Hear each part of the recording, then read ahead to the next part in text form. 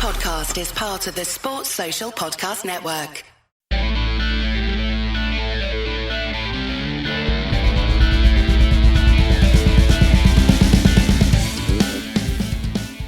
Hello everybody and welcome to the Lair podcast in association with the Riverside Sports Bar, the home of live sport and banging burgers in Newport. With me as always is Gavin Thomas and Garth Leclerc. Evening gentlemen, how are we? I'm very well. I've spent the morning refereeing and now my hamstring feels like someone's tried removing it. But other than that, all right. Gareth? Not too bad. A touch hungover for me. I was out with my wife yesterday. So yeah, a little bit jaded, but not too bad. Good stuff. Good stuff. Right. So just a reminder, early in the week, we did a bonus podcast with former Wales international and Scrum 5 pundit Richie Rees. It was a good chat with it, boys. I really enjoyed it. He was brilliant, to be fair, wasn't he? Yeah, we talked about his playing career, his coaching career, his time at Rodney Parade, of course, and he gave us a bit of insight into what's like at the Dragons camp at the moment and what the coaches are like behind closed doors. He talked about his role at Haberdashers and the link up there with the Dragons. I thought he was a great guest, and fair play to you, Gav. Well done on stalking him on LinkedIn because it paid off and we had a really good pod out of it. Yeah, So, I'm stalking a few others as well, so fingers crossed it pays off as well. Yeah, keep stalking. But yeah, that's available now on all the major podcast providers. Our chat with Richie Rees. It was really good fun. And yeah, thanks again, Richie, for coming on and chatting to us. And we got mentioned on Scrum 5 in the week. I was well chuffed for that. That was nice, to be fair. That shocked me. Yeah, I was on my way to Tesco's and I was listening to the podcast. And when he said, I was listening to the Dragons Lair podcast, I was like, what? So I had to I had to go back to it. I had to wind it back, you know. I was like, what did he just say, Dragons Lair? No, he did. Gareth Rousseau gave us a shout out. Good bloke. I played that clip to my mum. Yeah. I've always liked... Very good. She doesn't know what Scrum 5 is, but still. No, it was good of him to do that. I've always liked Gareth Rousseau. He gets a tough time on social media, but he's a top bloke. He's a top bloke, and he listens to us now. So well, he is now that he's mentioned us, yeah. He's a good guy. I've always liked him. He's a good guy. Thanks for the shout out. I quite like that Scrum 5 show, the one early in the week. It's normally a pretty good listen. The one on Mondays, yeah. Yeah, the one on the Mondays is good. Sometimes the warm-up one is a bit Cardiff biased, but, we'll let that slide. Yeah, fair enough. News desk then. Not much news going on, but Rhys Patchell will be leaving his part-time consultancy position at the Dragons at the end of the season because he's been named Benetton Rugby's new attack coach. Link it up with Wayne Pivac. Philo Tiatia said Rhys has been an important member of our team throughout this season as he has imparted his knowledge and experience onto our players. He's a young coach who has an opportunity to take on a full-time role overseas and take the next step in his coaching journey.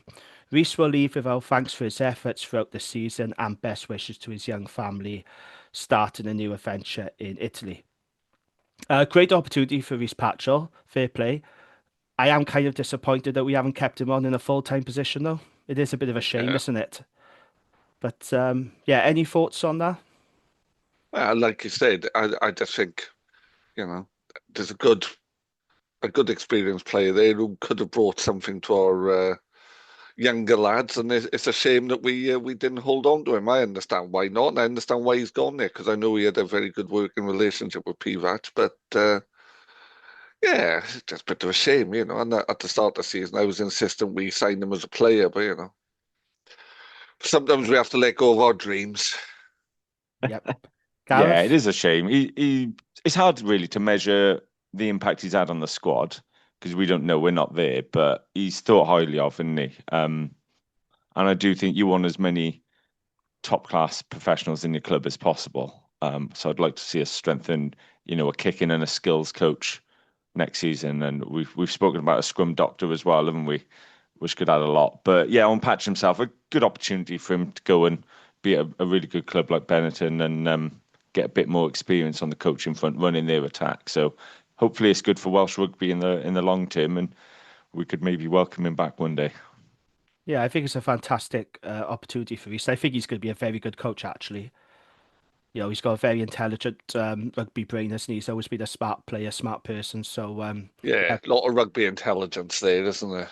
Absolutely. So best of luck to him at Benetton. Not against us, obviously, but yeah, we wish him very well. In other news, then, tight head prop Luke Yendall, he's gone back to Harlequins on loan. Quins, I don't know if you've seen this, but Quins have got a massive injury list, and they currently have 8 props out injured. Ooh. So they've had to ask, can we have Luke back? And that's absolutely fine. So yeah, Luke Yendall has gone back to Quins. We wish him all the very best of luck for the rest of the season down in southwest London. And, you know, it is another opportunity to work with Adam Jones again, isn't it? So that could be of benefit for him further down the line. Well, they've had a look at him before, haven't they? And, you know, I appreciate they're in a bit of a sticky position, but he's obviously done enough for them to think, yeah, we'll have you back. And he just They've doesn't. been drafting up like lads from their academy setup though, so I think that he's Right. just, he's a bit more experienced, isn't he? That's what I find strange with us, though, when we've picked kids on the bench and not turned to Luke himself, who can, you know, he has got a little bit more experience. So I'm a bit surprised here. And I think I wouldn't be massively surprised to see him let go at the end of the season, which is a bit of a shame he's not kicked on with us, really. Yeah, it is a bit of a shame, but, you know, I think this is a good opportunity for him. And who knows? He might get a permanent signing at Harlequins. You don't know, do you? You know, if he's highly rated down Yeah. there, then you never know how it goes. So yeah, best of luck to him. Right then, that's all the news. Then they haven't got anything else. The only other bit of news was that I saw in Wales Online that Y11's bid for Cardiff is on the rocks apparently. So yeah, I think the deadline is in next week, Gareth. The deadline. Wednesday, yeah. Yeah. So I've heard this rumor for a little while actually that it's on the rocks, this deal. So yeah, I don't know where that leaves Cardiff or Ospreys, but it's gonna be very interesting to find out, isn't it? So Yeah, we hear it's on the rocks, but we just don't know as to why, do we? So it will be no. interesting that I'm sure that will be leaked at some point. But yeah, I think we should get a bit more news Wednesday, shouldn't we? So that's one to keep an eye on there. Right, that's enough for news then. Let's look back on a tough night for the men who went against playoff chasing Bulls. So, because of the 6-day turnaround, Dragons made 8 changes for this game, with Aaron Wainwright, Ben Carter, and Angus O'Brien rested. And as expected, the Dragons gave it a good go. We knew they would, particularly in the first half. But unfortunately, we did run out of steam as Bulls ran out 7-47 winners.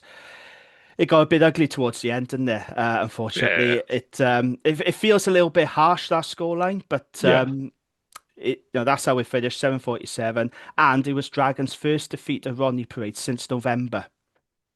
So yeah, it's pretty been years. Yeah. disappointing. Yeah, and that's not something we can say a lot of, is it? With No, long unbeaten runs at home. no, absolutely. So there we go then. Dragons 7, Bulls 47. Gareth, let's start with you. That was a big bump down to earth, wasn't it? Well, yeah, I think, you know, I'll start before the game, really.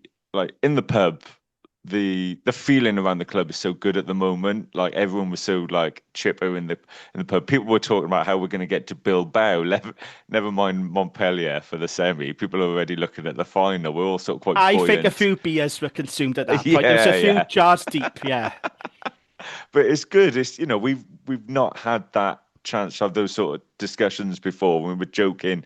You know, it's been years since we've lost at home at Rodney Parade. I can't even remember when. It's a fortress and all that. It was It was just November, Gareth. It was only November. mate, it's so long ago, ages ago. But you know, it's a great feeling. And then when you're on the terrace, there's a pretty decent crowd, and it felt buoyant. You know, I thought the crowd was really noisy, and we're really showing appreciation for the team and backing the team against what we knew was a really tough bull side who were absolutely stacked with quality.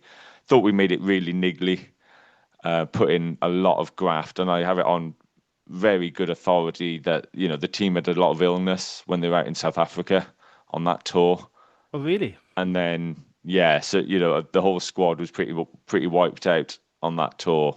We've then gone away for a massive game at Stade, then backed it up with another massive away game in Italy, and it just felt this was one game too far. We probably ran out of our legs, and especially resting a few players, which I think was still right.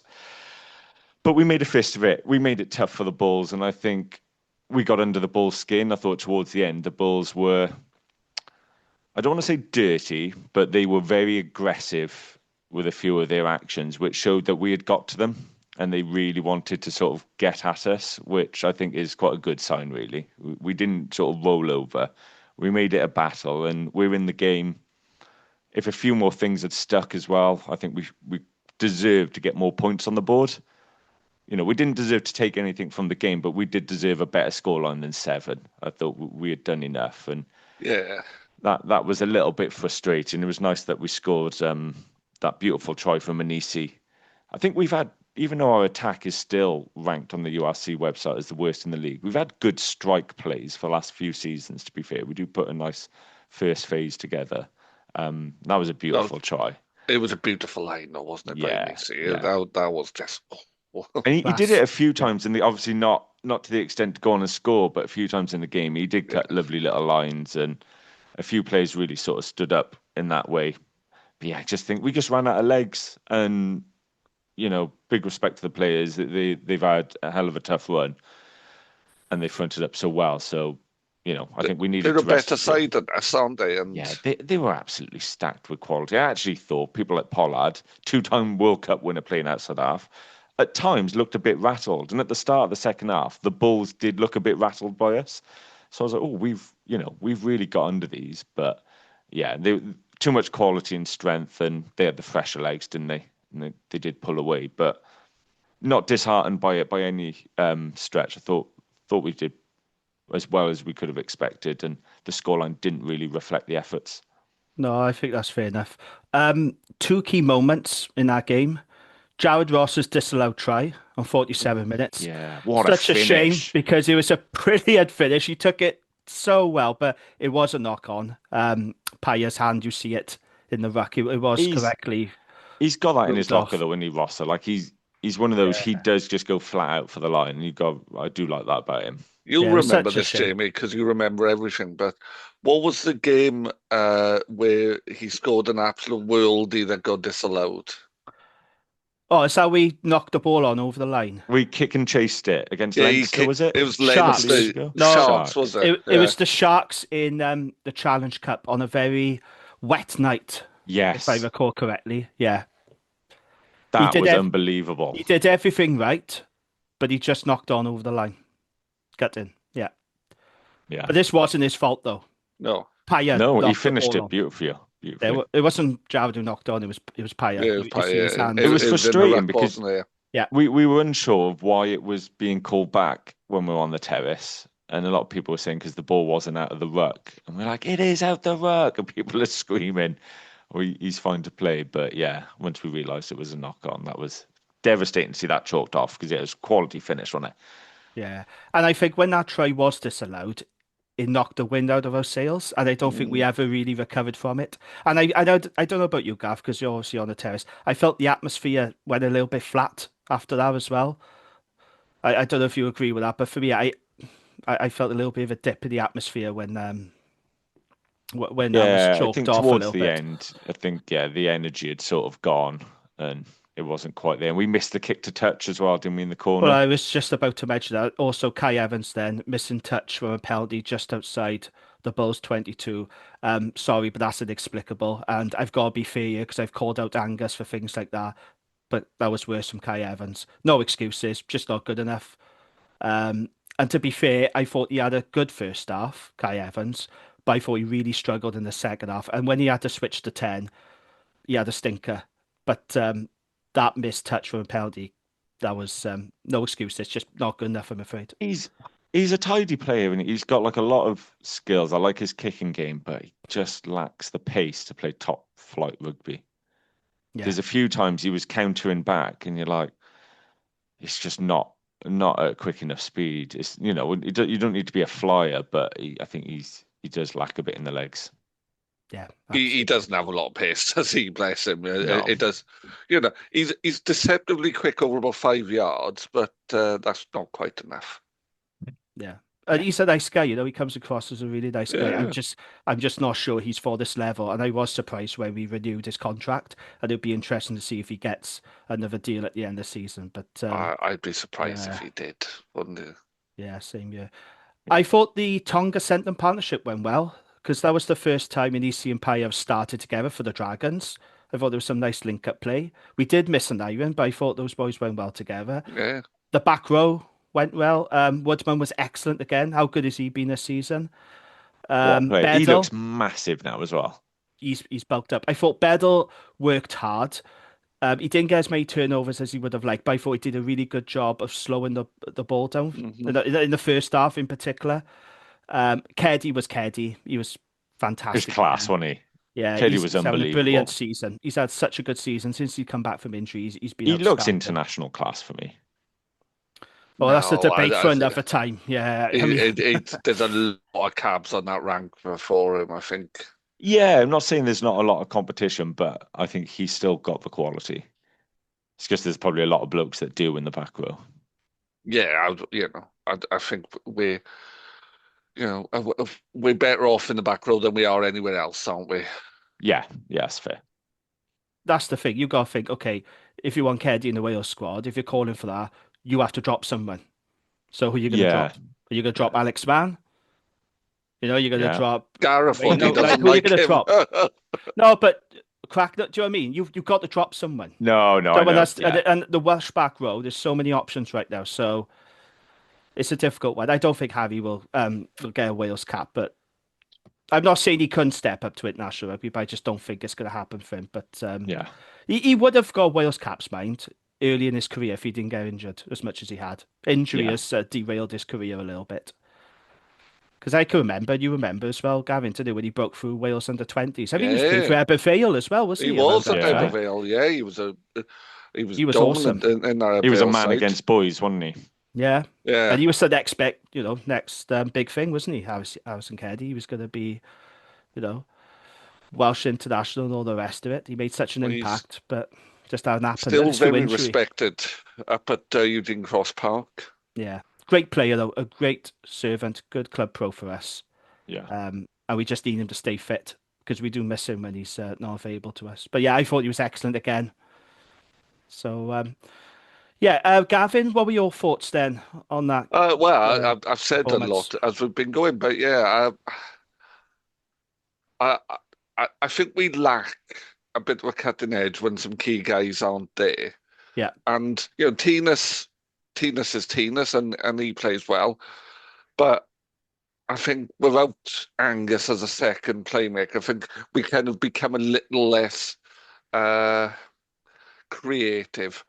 And I thought the senders did very well, the Tongans, but outside of that, it was a bit tricky. And Rio got the ball, but he didn't get the ball in space a great deal. That's partially down to the Bulls just being very good at what they do. But yeah, it lacked a bit of spark. And as Gareth has said, I think it's probably a game too far, wasn't it, in terms of what we've done and where we've been.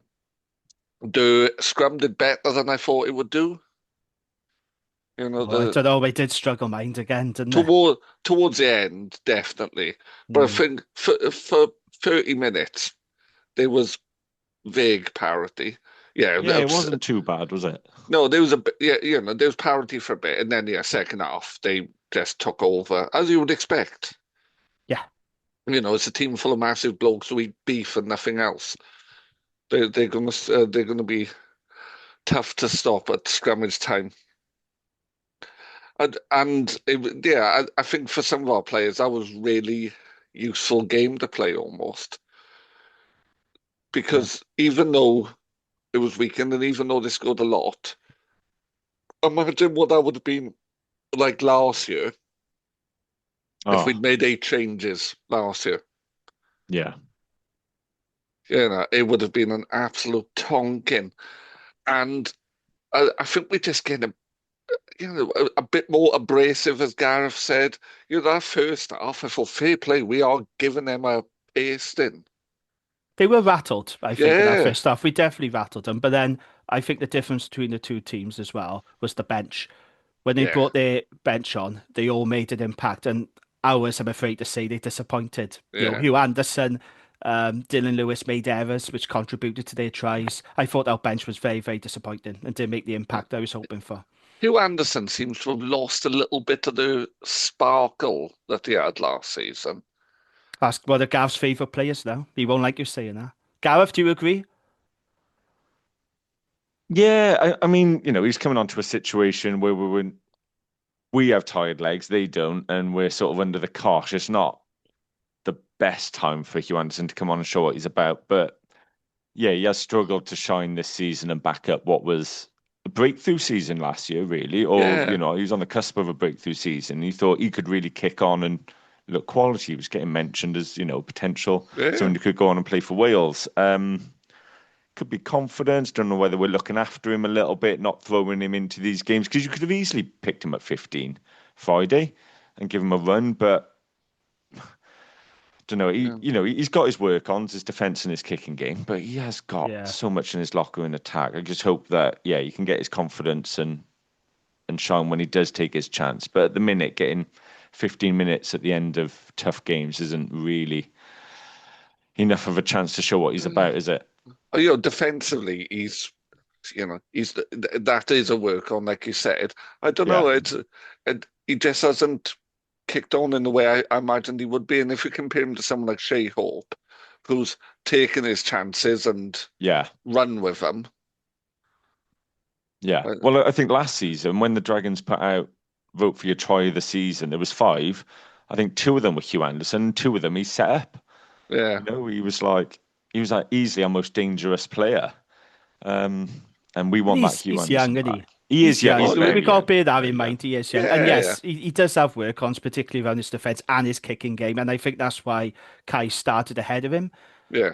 for the Bulls, And because Kai does have a bit, he's got his limitations, Kai, obviously, but he has got a big boot and he He's a has good got a kicker of kicking the game. ball. Yeah, He he is a is. good yeah. kicker of the ball. But I Anderson guess doesn't have that, does he? He doesn't if you have think that as kicking well game. from where the Dragons were, we're not trying to just fluke a game this season like we were last with a bit of magic and hope something happens. We've wanted to become harder to beat, built around a really strong defence, and whilst we are scoring tries and spreading the ball a bit more in attack, we still have the worst attack in the league. We're getting the other stuff right first, and Hugh Anderson's probably not the player to help you build that resilience at first. Hopefully, if we can kick on next year, hopefully he gets a few more chances when we're more settled again, and hopefully we try and bring the attack on a bit next year because I think that's something we're going to need to do to get more league points. He's what I would call a front foot player. Yeah, The game needs to be rolling forward for him to be able to run into space. He's not somebody like Anisi, for instance, who'll just grab the game by the scruff of his neck, smash into a couple of blokes, and give you some yards. That so isn't what good, isn't he? that isn't what he's going to do. But yeah, it wasn't a major thing. I was just thinking about it. That was one of the things in my head.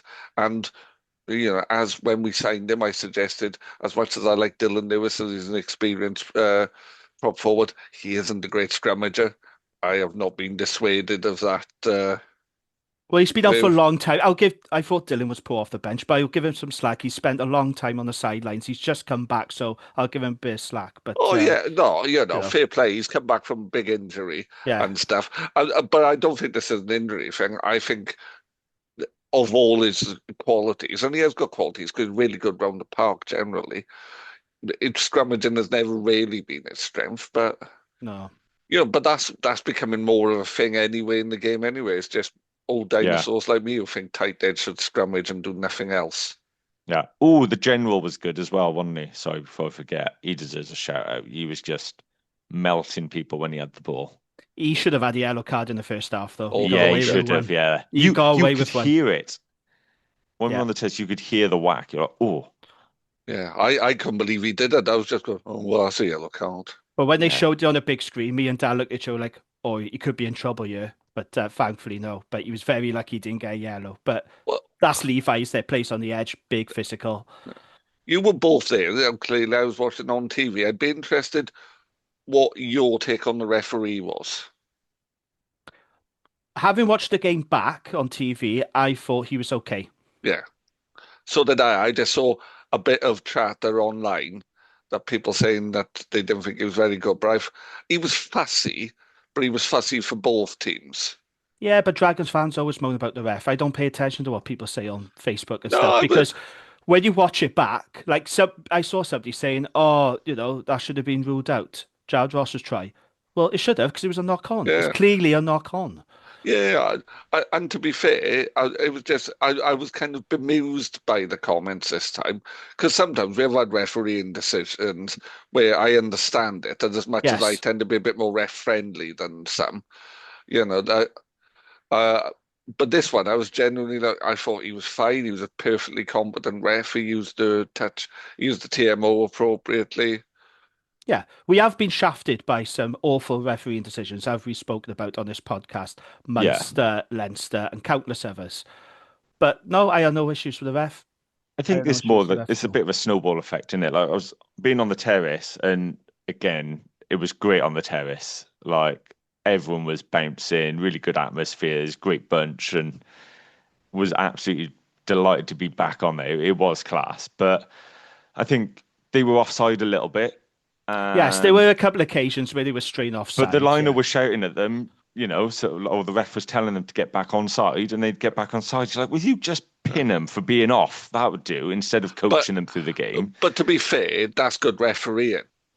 Yeah, it's just You know, frustrating when you're like, he's offside, and then I think there was a couple of times marginal, but looked like they were coming in at the side at the rucks and smashing our players. And I think you get one person shouts something in anger on the terrace, and it snowballs. Everyone gets behind it, and then suddenly every ruck is in from the side because I think we were getting maybe a bit desperate ourselves, trying to jeer for any decision for our side to get us out of a bit of a hole. Which a good ref doesn't sort of bow to that, but you got to take your chance and as no. the terrace. But To be fair, as the game went on a bit, like some of the ruck entry and off feet for both sides was questionable. But hmm. yeah.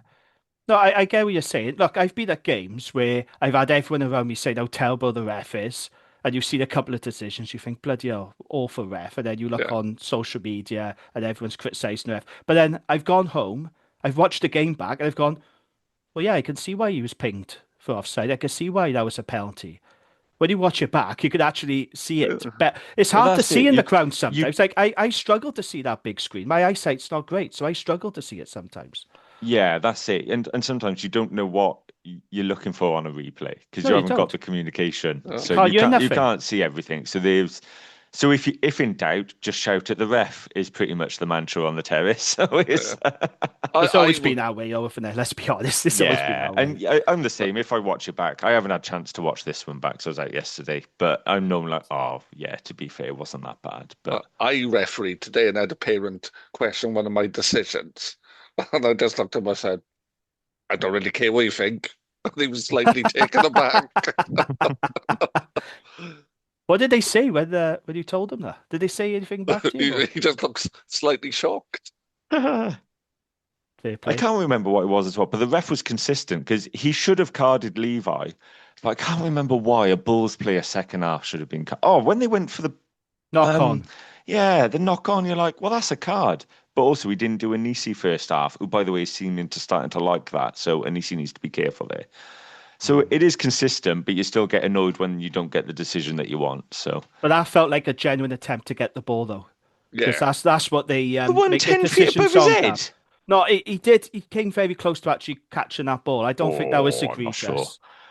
I could I see thought that why. was a bit outrageous. Unless he's Spider-Man, It I'm not wasn't sure that on that far one. above his head. Gav, what do you think? No, I think it was hopeful, but it was reasonable. Yeah, Yeah. that's what I mean. I thought it was a reasonable attempt to get the ball. But this is what I mean. We've all got different opinions and we all look at things differently. Again, I've And not seen it back. I've just seen it on the terrace and was instantly Yeah. very annoyed. And Gareth hates refs official. yeah. Oh. He's got a separate list. I was gonna say I haven't put any refs on the list. Particularly in the last couple of years where I've been refereeing fairly regularly, now that I really try to avoid criticizing referees because I know how difficult it is. Yeah, that's fair enough. Yeah, But and that he was incident, consistent. To yeah, be that fair, he was incident, consistent. that incident, by the way, it didn't really matter because that was when Kai Evans kicked the ball dead. It was from that incident. So, yeah, I've done my head in, yeah. but That's what a can you do? momentum killer. That's a coach killer. And I hate it when players do that. For Oh, me, on that's the that, equivalent of a footballer missing an own goal. have you When watched they that? kick it dead, can't stand it. Have you watched that kickback? Because a couple of the players made a big fuss, and I spoke to someone after the game, and they said they were down by there. They were like, "No, it went over the 5. It's not on." But I haven't seen it back. I presumed the liner It, would have got it right because it's not yeah, that hard, is it? yeah. To me, it looked like he overcooked it slightly, just slightly, but it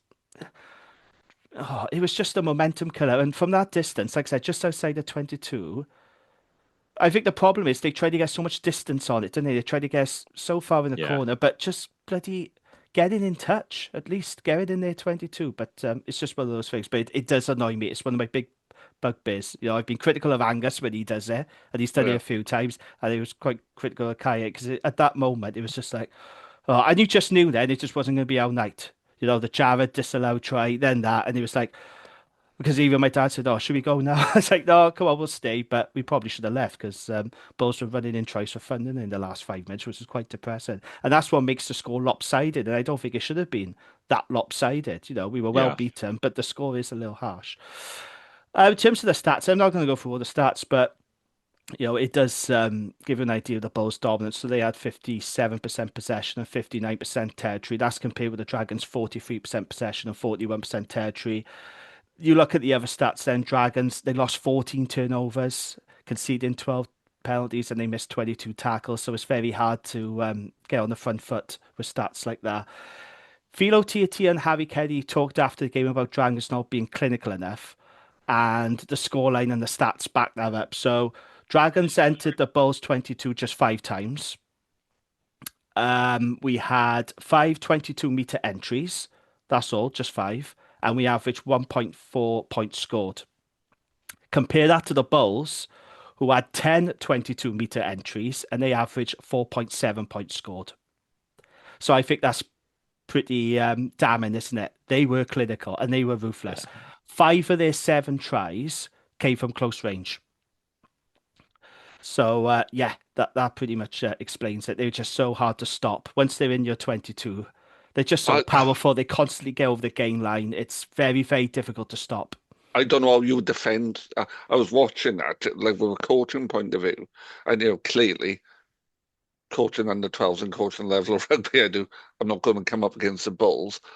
But I was just thinking, how would you defend against a team that is just so well drilled at just about that short pop, short pop, short pop, all the And time making distance? it was blunt force as well, wasn't it? Oh yeah, it was brutalizing a defence, but they do it so well. And I know South African rugby's always been like that, but they do it, particularly the Bulls. They just do it with a real kind of.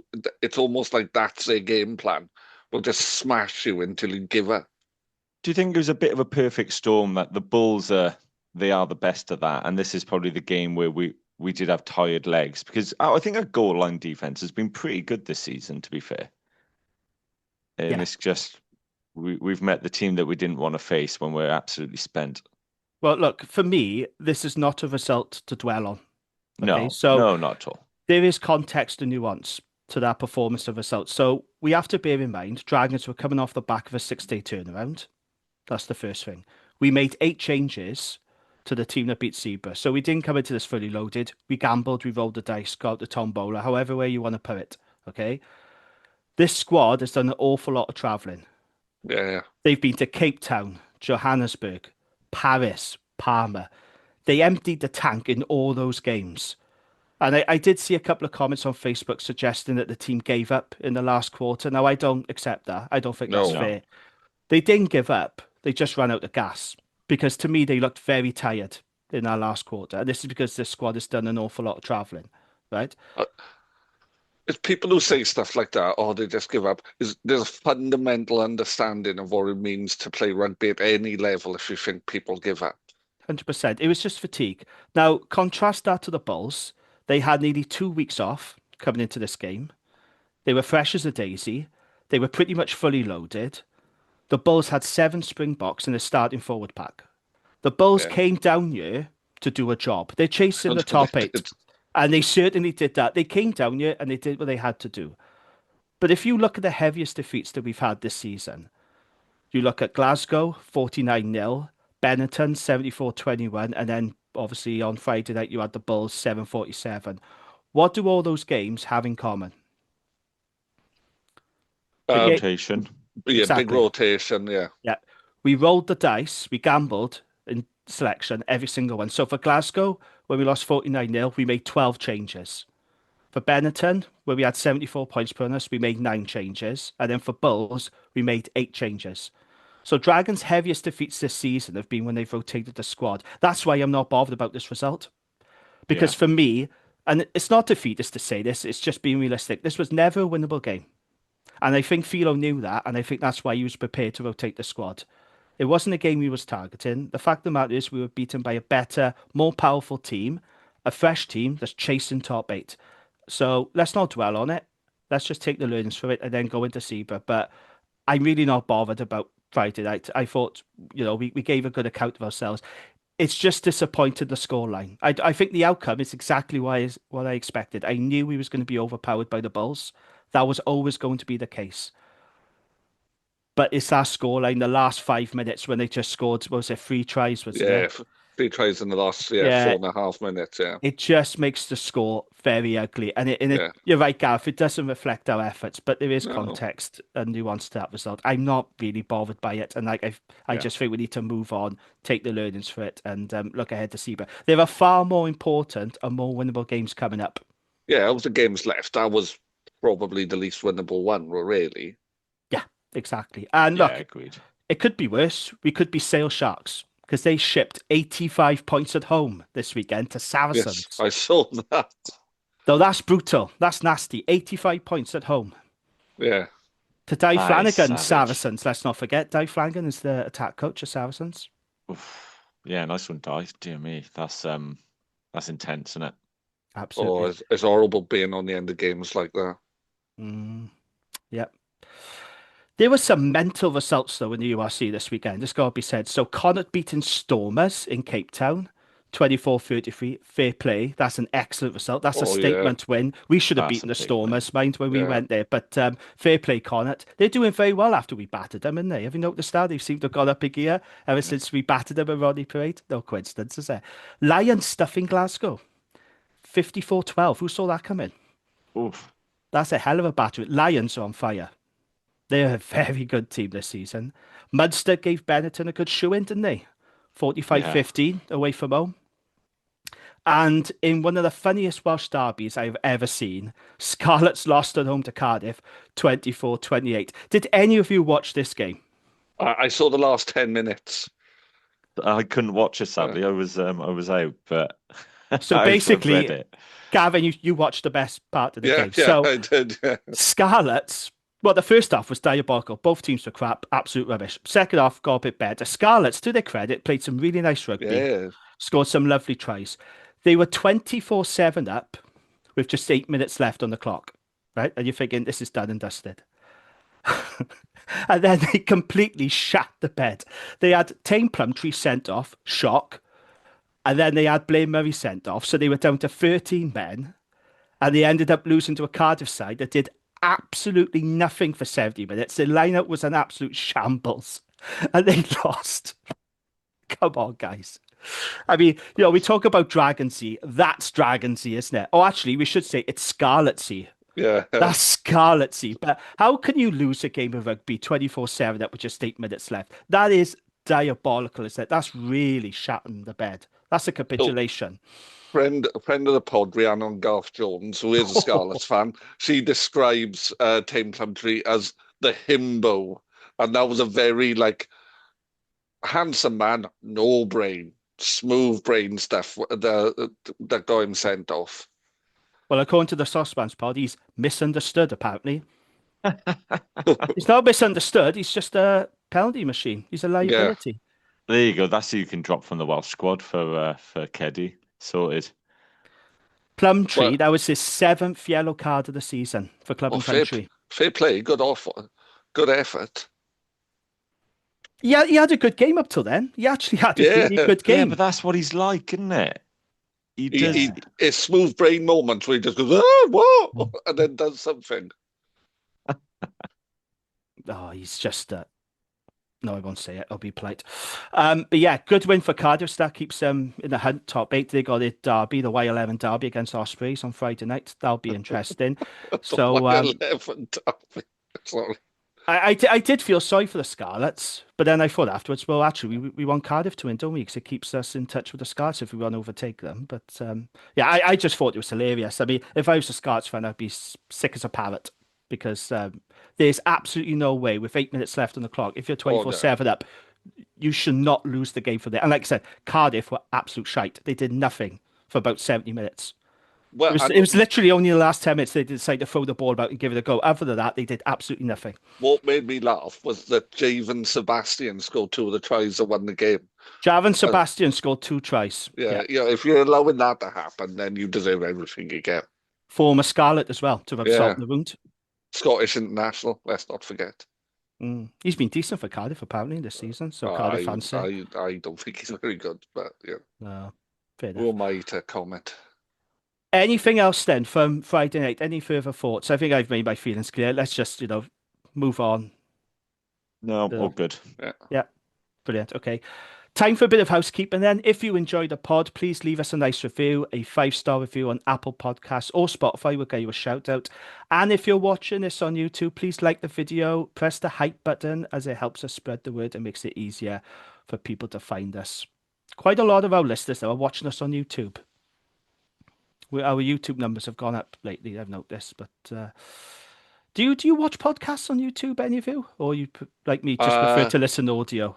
I Yeah, I just very listen. rarely do. I very rarely do. There's one I listen to, one song where I sometimes watch it on YouTube, but not often.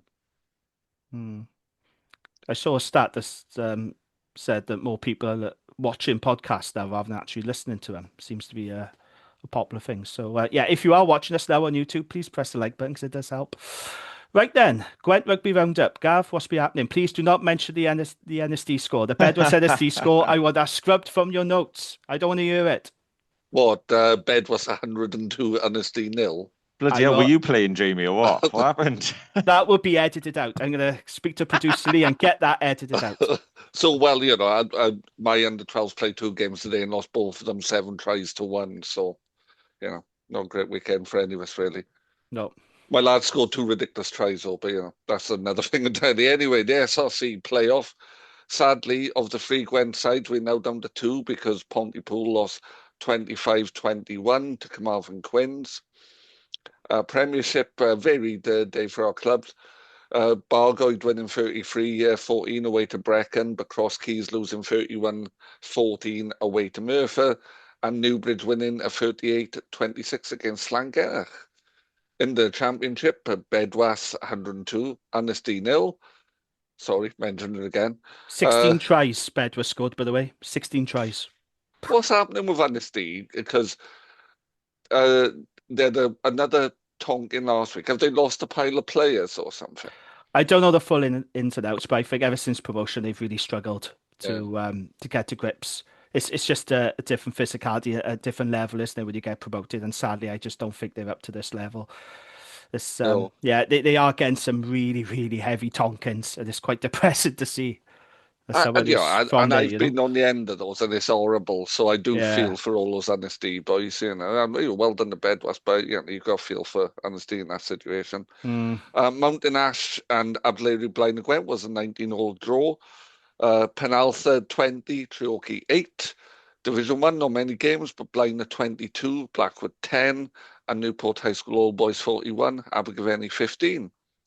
Division 2, Caldicot 47, Croeso-Ceiliog 33, Newport Saracens 62, Sengennydd 10, Pontypool United 24, Abercarn 43, and another heavy defeat where Rumley winning 73-12 against Usk. Division 3, Fleur-de-Lis 18, Killian 19, Nantiglow 21, Gandifai 5, abandoned after 60 minutes. And it was interesting, I saw someone on X, no, not X, I don't call it that, Twitter. Somebody on Twitter commenting that this was becoming more common and suggesting that was linked to refs losing control of games and stuff like that, or player or supporter behaviour. I don't know what happened in this particular game, but I've seen a few abandonments recently. I've been involved in abandonments which were to do with injuries and getting ambulance on pitches. I'm just wondering if that's a thing. If you listen to the pod and you know what happened in that Andy Glow game, I'd be intrigued to know. Yeah. Uh, and then Risca 33, RTB Ebervale 7, Division 4, Abertwsog 19, Llanelwedd 21, Derry 31, Bedwellty 0, Tredig Ryan sides 15, Crumlin 12, and Whitland 20, Whitehead, sorry, 27, wrong part of the country, Whitland. Whitehead 27, Oakdale 20. Division 5, Hollybush 57, Hartridge 0. Trinant 29, Betos 19. It always intrigues me that Hollybush have a really functioning side. I don't know if you know Hollybush. It's a tiny little village, top end of the Caerphilly Valley. Just intrigues me. Hirwaun against Old Hilarians was postponed. Mago 12, Brynifel 31, and Penalta Athletic 33, St. Julian's High School All Boys 29. In the Development League, Nelson Nomads 47, Annisbury D Rats 29, and Pill Development 29, Blackwood Griffins 43. And Women's Prem, this was from the week before, Annisd 17, Pontyclean 25. And that's all our scores. Lovely stuff. Thank you very much, Gav. Okay, let's look ahead to Friday night. Dragons are playing Zebre in Parma. A rematch, of course, having played them in Europe recently. So this is what Philo said when he was asked about Zebre after the Bulls game. He said, "We are trying to stay in the scrap." You've said that a lot lately. "And freshen some bodies up. We are looking to give players an opportunity to show they are ready to go, and we know where some players are at." He then said, "Selection will be interesting for Zebre. They are looking forward to us going back. That is the last thing they said to us, so we've got to get ready to go." Yeah, Zebre are going to be gunning for revenge, aren't they, after we knocked them out to Europe? Also, I caught highlights. I didn't watch the game, but they were very, very unlucky not to beat Edinburgh on Friday. And I've seen a video of a couple of refereeing decisions that went against them. And they look like they've been shafted, to be quite honest. See, they had a Yeah. penalty overturned. There's one that went viral. They had a penalty overturned. And I still don't know why. So they were very, very hard done by. Edinburgh incredibly lucky to beat them. So, yeah, it's The going to be, Scrums and Spritz guys, they yes. reposted that, didn't they? And yeah, I was Yeah, like, oh, yeah, you yeah, might have a point exactly. there, guys. Yeah, I can't figure it out. I think it's very unfair personally. But like I said, we know that feeling, don't we? When you're down at the bottom, decisions, unfortunately, they Yeah. always go to Yeah. the bigger teams. That's just how it is. It's not fair, but we know that feeling all too well. Gavin, let me come to you then. So there's a European semi-final just around the corner for Dragons, as we know. Now we rested a load of boys against Bulls.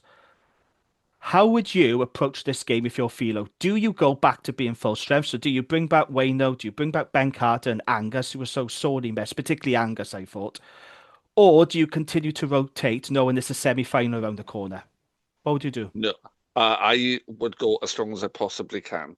There are games that I feel we absolutely have to target. This is one of them, and the semi-final is another. Edinburgh as well, possibly, but yeah, I just think let's go for it. Okay. We don't do as well when we rotate, so let's not do it. Well, we know that because I read out those results earlier. Yeah, absolutely. When we make mass changes, we get absolutely hammered, and it just shows that we haven't really got the depth. But we've always known that Dragons have never had good squad depth, so that's nothing new. But yeah, No, we know what happens when Dragons make 8 or 9 changes. Gareth, let me come to you there. So, do you agree with Gavin? Do you go back to being full strength? Do you rest 1 or 2 players? Or Yeah, I agree with Gav. I think we go strong. We've got a 9-day turnaround from Zebre to the semi-final, and a great chance for us to get back and build some momentum. We know we can go to Zebre and win when we pick a strong side.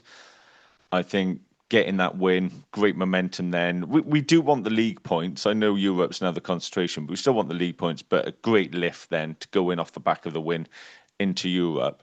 I think, look, if there's someone who's a 50-50 and they're a big player, let's not take the risk, where you might take the risk on the semi final. If somebody's touch and go, okay, maybe leave them out. But apart from that, for those that are fit and able, let's go strong and let's go to Zebre and let's get a good win. And I think we can go and win by more than we did in the quarter, to be fair. See, I'm quite wary. I'm not No, that hopeful. neither am I, because, like I said, number one, they're going to be gunning for revenge. That'll be a big motivation for them. And like I said, they almost beat Edinburgh. So I actually think it's going to be tougher this game than the European match, personally. Yeah. I would agree. I think so. Yeah, I would agree. Yeah. I was thinking about this today, about what the squad could look like. Now, I don't know if you saw it where you was, Gareth, over on the terrace, but Coleman took a couple of big knocks. He went down on the floor a couple of times. And another player that really was in the wars was Tinas. He took a lot of knocks in that second half. Now, I'm just wondering, I think with Coleman, you could probably give Dylan Lewis a start in this game, maybe, and then put Owain James if you're going to rest Coleman. But do you think it's worth maybe resting Tinas, because he has been playing with a broken hand? He was in the wars against the Bulls. Or are you just like, no, let's go at it full strength and carry on playing Tinas? Because that's the concern, isn't it? Like, if you do play Wayno, Carter, De Beer, if one of them picks up a knock, they're out of the European semi-final. So I think this is a really difficult one, actually, because you want to win this game. We don't want to be the worst team in Wales every year, and there is an opportunity for us to overtake the Scarlets. But with this European semi-final now, I think it makes things tricky. Because if we didn't have this semi-final, I think we just got to go on full strength for the rest of the season. Yeah, agreed. We probably would have just, like against the Bulls, we would have had Wayno and Carts and O'Brien. Still would have lost, but maybe the score would have been a bit tighter. But it's a difficult one to approach, isn't it? So you're saying you would bring them all back then, Gareth, yeah? Yeah, I think. Yeah. Oh, sorry, God. Oh, sorry, Gav. I thought you said No, Gav. no, he did. It was me. I've got cloth ears. Yeah, I just think, look, we've got enough time for a turnaround. Look, if there is anyone who's still out on their feet, yes, give them a break, like maybe Tinas. But I'm confident we can go and win, and I think we're good enough to have the game wrapped up and drag a couple of players off. I think we're good enough. Tinas is the one that worries me, and this is where I think recruitment needs to now focus, is another 10. I know Angus can do it, but he's not a 10. He's a great player, but let's get another 10 so we can rotate 10s. Yeah, no, I agree, because without him we are light, and we want Angus at 15, don't we? So yeah, I think, look, let's go and win. And I get what you're saying. There'll be a backlash and Zebre want revenge, but I think they put everything into that quarter final. I think we're a better side. I think we dominated that game, and they made the scoreline look close at the end. I expect the same again. I think we can go and do them and march on to Europe. Yeah, it'd be good to get that win, because that would be the away hoodoo in the league off our back. Because we've had away wins in Europe, but in the league, it's still 4 years since we last won a URC away game. So that would be a good monkey to get off the back. It's even longer since we won one other than in Wales, isn't it? Yeah. I think Connacht was it 2021, I want to say? Yeah, I think it's 5 years. That was the number I heard quoted. Our last away win was against the Scarlets. That was April 2022. And I think the Connacht one was in 2021. And it's frustrating because, like I said, we've had really good wins in Europe. We did it, last season, Newcastle away. And they went full strength, mind. Okay, people will say, well, sorry, Newcastle, but they went full strength. And we had a young squad out, if I recall. And Dan Lydiat, who rolled back the years. But Newcastle will be interested next season, won't they, with money and coaches and God knows what else. Yeah, they've signed, like, what's it, 19, 20 players already? Hoskins Tutu. It's going to take time for all that to gel, though, isn't it, surely? Yeah. It's a shame about this game as well. So it's a Friday night, 7:45, but it clashes with the Y11 derby, because that starts at 7 o'clock, which is a strange kickoff time. It's normally 7:30 or 7:45, isn't it? But Cardiff Ospreys is 7. Then it's our game at 7:45. So a bit of a shame it clashes. But it's. I think it's important we win this game. Oh, yeah. I think it's really important that we win this game. I'm still undecided about squad selection, though. This is why, I don't get paid the big bucks like Philo does. Yeah. Because my concern is, if we do go full strength, I'm just really worried in case Wayno or Angus picks up a knock, or De Beer if you're going to play him. But there's always that risk, isn't it? There's I always that suppose, yeah. risk. But when you know there's a European semi-final just around the corner, do you know what I mean? Like that wouldn't it be gutted if Wayno missed out on that? Like this would be his first semi-final, wouldn't it, for the Dragons? Could you imagine, like, if he missed out, it'd be Oh, absolutely devastating for him in don't. Oh, his last season with us. yeah, I get that, but you know, they're a rugby team. They play rugby. Yeah, Yeah, oh, it they does do. happen. Yeah, you're How right. many games have we got left in total now? So it's Zebre, then it's the European semi-final, isn't it? Yeah, Then it's Edinburgh at home, then it's Scarlets away, isn't it? it's 4 games. Let's go for, and I think 3 of those are eminently winnable. Yeah. The semi-final's tougher. Oh, of course. Yeah. That Montpellier game will be like facing the Bulls. Yeah, They're very similar styles. It's all about the forward pack, set piece, driving mauls, and we got to stand up to that. yeah, That's a free hit, though. Just like Stade Francais, that was a free hit. Again, yeah, I'm absolutely. not worried about this result because whatever happens in Montpellier, we've had an excellent Challenge Cup campaign and we will hold our heads high. Even if we lost 50, 60 points, we'll look back on this Yeah. as With a Montpellier, to quote successful Fallout campaign. Boy, we've just got to go down swinging, haven't we? Absolutely. But then the other games, Zebre, Edinburgh, and Scarlets. Dragons can win all those games. All three of Yeah, those totally agree. Yeah, I are agree. very winnable games. Imagine getting 2 away league wins this season. Oh, Oh, that's Four, champagne on the season review pod. it'd be 4 away wins in total then. 2 in Europe and 2 in the league. We're not used to that sort of thing. We're fucking massive, mate. We are massive. Dragons are massive everywhere we everywhere we go. go. Yep. Okay, let's do our predictions then. I'm gonna go for. It's really hard, isn't it? Until you see the teams. What's Philo gonna do? Is he gonna go full strength? Is he gonna rotate? I'm gonna go Dragons by 3 because I think we know that the players know that they can win in Zebre because we've done it once already, and I think it is going to be tougher than Europe. I think this time around it'll be tougher. I think Zebre will have a lot of motivation in this game, and they'll close the gap on us as well if they do win. I mean, there's every chance Dragon could finish bottom bind this season. If we lose our games and Zebre start picking up points, this is another reason that we got to really target this game. But yeah, I'm going to go Dragons by 3. I think we'll do just enough. What about you, Gavin? How you see this I, game I going? was going to say exactly the same. I was going to say Dragons by Oh, 3. Russell. So I'll say Dragons by 4. Gareth? I think Dragons by 12. I think we are a better side, better mentality this year. We got enough quality. We'll do them quite comfortably. That's very confident of you. Yeah, I am. Do you know what? I am confident. I think Well, I we think have we're a met good. Gareth before, like I think we're a Licking good toads. size. I think we're a good side. We've got stacks of quality. We know we can go there and win. It's fresh in the memory, and that was a big game. And we were spent. You could see at the end of the game our legs had gone Yeah. against Zebre. Hopefully, we'll be a bit fresher now.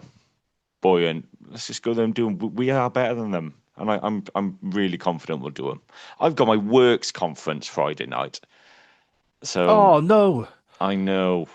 I just how am I going to watch it? I mean, I can always watch it back Saturday, but it's that's just not not the remote, same. I take it. Are you actually physically No, yeah, it's a somewhere? proper, load of boring corporate crap in the day, and then a meal and a piss up in the evening. So I won't be the most social if I'm just watching the Dragons game on my phone in the corner, or Just just say go to my it's room. important networking, video Yeah. networking. As I'm screaming at it. Well, the Italian branch. Yeah. Oh, dear. Fair play. Yeah, I'll find a way. If not, I'll watch it Saturday morning. But yeah, I'm confident.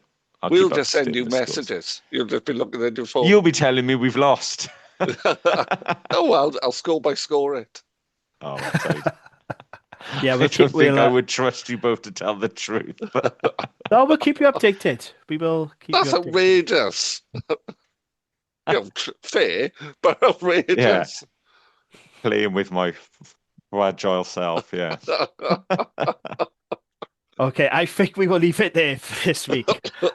Thank you, gentlemen, as always. Thank you to our friends at the Riverside Sports Bar for their ongoing support of the podcast. And thank you all for listening. We'll speak to you next week. Up the Dragons.